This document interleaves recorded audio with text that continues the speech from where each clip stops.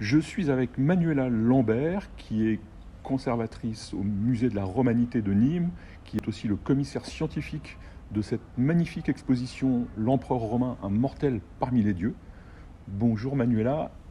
Pour commencer, est-ce que vous pouvez nous dire quel est le thème de l'exposition, puisque le titre est très poétique, mais on a envie d'en savoir un peu plus. Bonjour, alors c'est vrai que comme son titre ne l'indique pas forcément, cette exposition est consacrée à un thème historique très important qui est celui du culte impérial. Alors terme qui n'en dit pas beaucoup plus, qui est un terme qui a été inventé et qui est utilisé par les historiens, qui est un terme moderne et qui permet de recouvrir toute une série d'hommages, de manifestations, de rites religieux adressés à l'empereur, mais de manière très prudente de son vivant, de manière indirecte, diront les historiens, puisque ce n'était pas la personne de l'empereur qui était vénérée directement, mais ses doubles divins et ses vertus divinisées, tout simplement parce qu'il était sacrilège de se prétendre, enfin qu'un humain se prétende être un dieu, et c'est évidemment contraire aux règles de la religion romaine traditionnelle.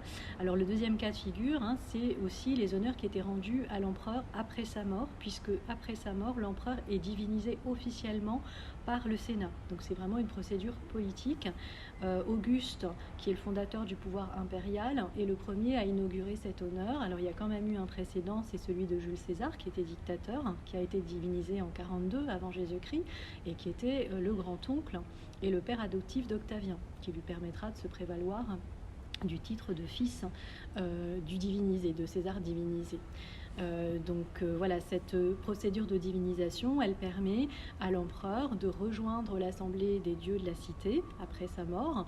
C'est un honneur, mais c'est pas non plus une assimilation à une divinité. Il ne faut pas le comprendre comme ça, puisque l'empereur s'appellera désormais divus, c'est-à-dire divin, et il n'est pas qualifié de déus, un terme qui renvoie aux dieux immortels, comme Jupiter ou Mars. Donc même dans la mort, il n'est pas considéré comme l'égal des dieux immortels de la cité.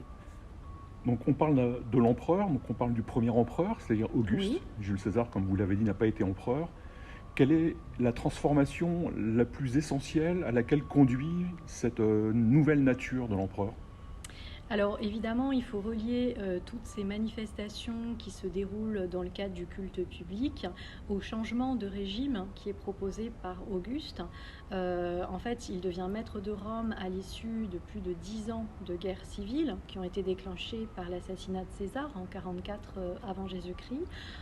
Et Auguste, alors qui est tout jeune homme quand il se lance finalement dans les guerres civiles, devient progressivement, concentre entre ses mains la plupart des pouvoirs des magistratures républicaines traditionnelles après 31 avant Jésus-Christ, qui est la date qui marque la victoire d'Actium, lors de laquelle il a la victoire sur Marc-Antoine et Cléopâtre. Donc il va construire de manière empirique et presque expérimentale, progressive, un pouvoir de nature monarchique, là où il existait auparavant une république. Mais il prétend finalement garantir les institutions, la légalité républicaine. C'est-à-dire qu'officiellement, on reste toujours dans un régime républicain, il y a toujours un Sénat, mais de facto, dans la réalité, le régime est devenu monarchique puisque le pouvoir civil, militaire, puis plus tard religieux, est concentré entre les mains d'Auguste et celles de son entourage. Alors en visitant l'exposition, tout à l'heure on l'a fait ensemble, on découvre une chose qui pour nous peut paraître très exotique, c'est la façon dont la divinité de l'empereur est accordée. Est-ce que vous pouvez nous raconter en quelques mots comment ça se passe ? Parce que évidemment nous dans notre monde religieux, de tradition catholique, ça nous paraît incroyable.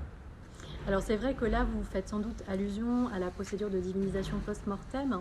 Tout à fait. Déjà, de son vivant, il faut le préciser, l'empereur est vénéré, comme je le disais, de manière indirecte, c'est-à-dire qu'on va finalement vénérer des expédients, des qualités personnifiées de l'empereur, mais jamais sa personne. Et puis même après sa mort, voilà, il y a une façon de donner un honneur superlatif à l'empereur, de reconnaître finalement qu'il a assuré le bon gouvernement, la bonne gestion de l'empire de son vivant. C'est vu aussi comme une récompense accordée à un homme d'exception. Et en même temps, cet honneur, il est quand même respectueux de la hiérarchie qui existe entre les hommes et les dieux. C'est-à-dire que c'est quelqu'un qui se rapproche des dieux, dont on dit qu'il est divinisé, mais il reste mortel. Alors l'honneur est octroyé effectivement par le Sénat, et non par les dieux, finalement. C'est évidemment ça qui est un peu exotique pour nous.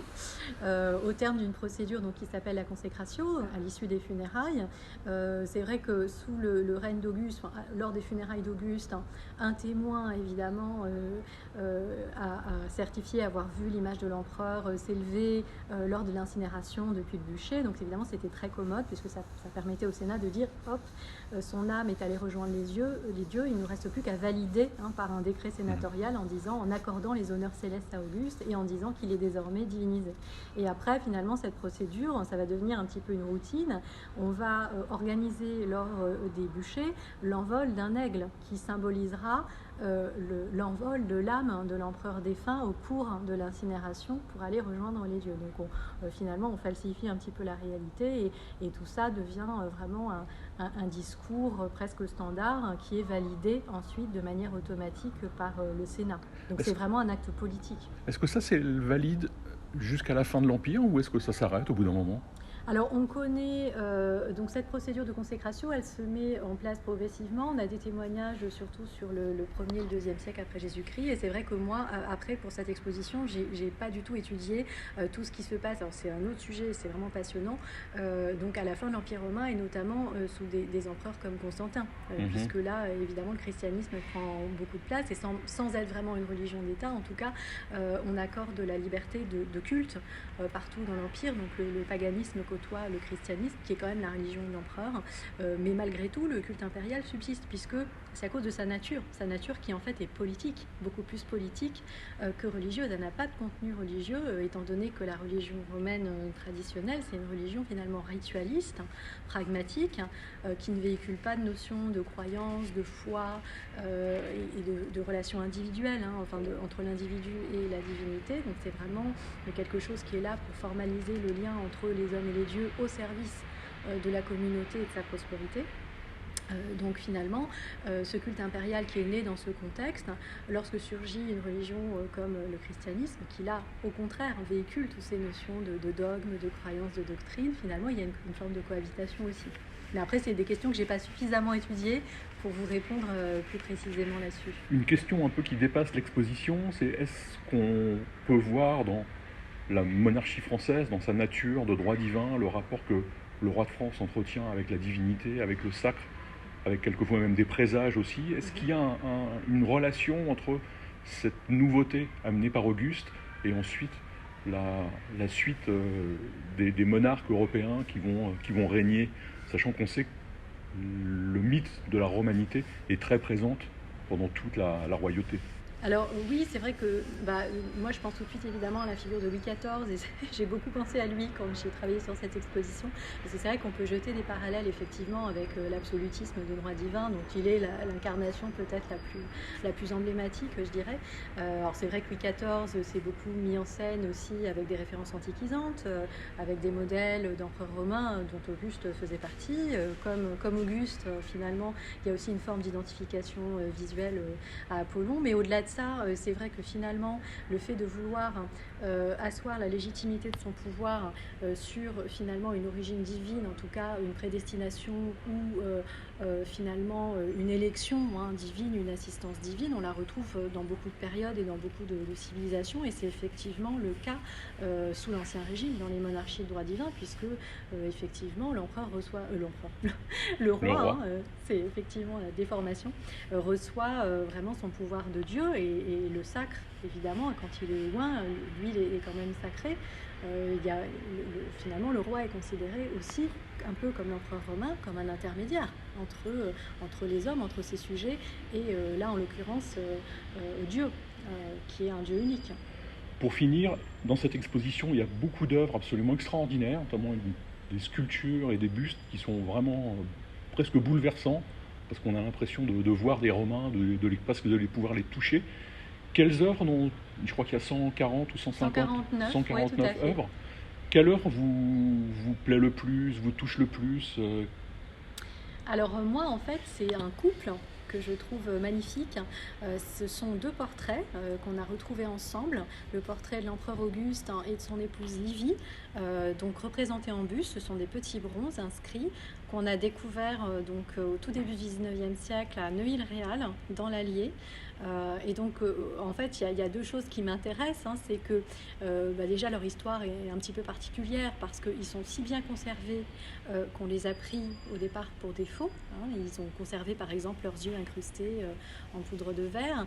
Et puis, par ailleurs, il y avait aussi des anomalies stylistiques ou typologiques qui ont fait dire aux gens, jusque récemment, aux spécialistes, que probablement c'était des faux. Enfin, voilà, on ne comprenait pas qu'ils aient pu être conservés dans ces conditions. Et donc le Louvre a fait faire récemment, parce que ce sont des œuvres qui sont conservées au Louvre, a fait faire récemment des analyses qui ont confirmé leur authenticité. Donc les analyses qui ont porté sur leur alliage, sur la fabrication des yeux, et donc ils sont bien aujourd'hui authentifiés comme des bustes antiques. Et par ailleurs, nous on les a choisis dans l'exposition en lien avec le sujet parce que en fait ce sont des ex-voto, c'est-à-dire qu'ils ont été dédiés par un particulier, par un Gaulois en l'occurrence, à une divinité. Mais donc l'inscription mentionne en l'honneur de Auguste et Livie. Donc ça veut dire qu'on a quand même la présence de l'empereur en contexte votif ou cultuel à l'initiative d'un particulier. Donc ce qui montre aussi que dans le domaine privé, donc un petit peu à l'écart de ces manifestations officielles dont on a parlé, on pouvait avoir aussi une forme de dévotion ou en tout cas d'adhésion de certains particuliers par rapport aux valeurs que véhiculait la famille impériale. Et comme vous le disiez, c'est la seule représentation d'Auguste âgé. C'est la seule représentation d'Auguste qui n'est pas idéalisée. Là, il n'est plus un dieu, il est vraiment un homme. Alors, c'est pas tout à fait la seule. Alors, déjà, c'est pas vraiment Auguste âgé. Hein, il a les marques de l'âge qu'on voit pas effectivement sur la plupart de ses portraits parce que Auguste est toujours représenté jeune et effectivement idéalisé, alors qu'il est mort quand même à 75 ans. Mais aussi bien Auguste que Livie sur ses bustes, effectivement, sont représentés marqués, donc avec des rides, avec les sillons nasogéniens pour Livie. Et donc ça aussi, hein, c'est quelque chose d'inhabituel qui avait fait dire à une certaine époque qu'ils ne pouvaient pas être authentiques. Donc c'est ce qui les distingue aussi un petit peu par rapport aux autres représentations connues d'Auguste. Manuela, je vous remercie de ces quelques mots, c'est absolument passionnant et surtout j'invite tous mes auditeurs et auditrices à venir à Nîmes, au musée de la Romanité, pour voir cette très belle exposition. Merci. Merci à vous.